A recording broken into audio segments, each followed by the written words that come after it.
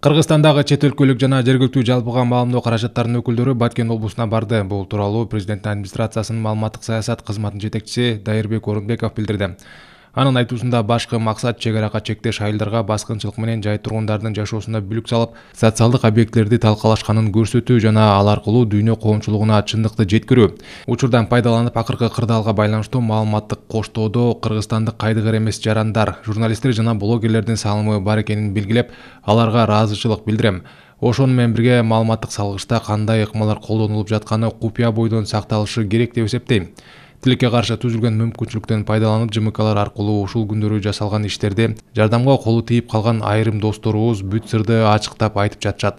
Маалыматтык согушта бул андай иштерди мындай кылса болмок, биз бул ыкмаларды колдондук эле, тажиктерди уттук деп жарыялап жатышат. Эгерде чын эле жардам берүү учурунда максатыңыздар мамлекетке пайдабыз тийсин деген болсо, анда кандай иштегениңерди айтып ачыктап кереги жок. Берген жардамыңар өзүңөрдү таанытуу үчүн болсо, бул туура эмес. Тескерисинче зыяны дагы тийип калышы толук мүмкүн. Бардыгын эле ачыктай берсек, анда стратегиялык жактан чоң ката кетирген болобуз. Ушунча болду анда биздин аскерлердин позициясынан бери мактанып айтып берели.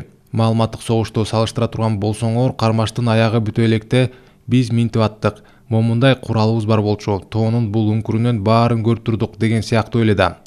Урматтуу блогерлер, чын ниеттен жардам берсеңиздер, анда купуялуулукту сактаңыздар. Популисттик үчүн жардам берип, кайра аны мактанып, аны менен тим болбой мамлекеттин маалыматтык саясатын эмне кылып жатасыңар, элге айтып тургула деген кыска түшүнүктөн алыс болууга чакырам деп айтылат президенттин администрациясынын маалыматтык саясат кызматынын жетекчиси Дайырбек Орунбековдун билдирүүсүндө.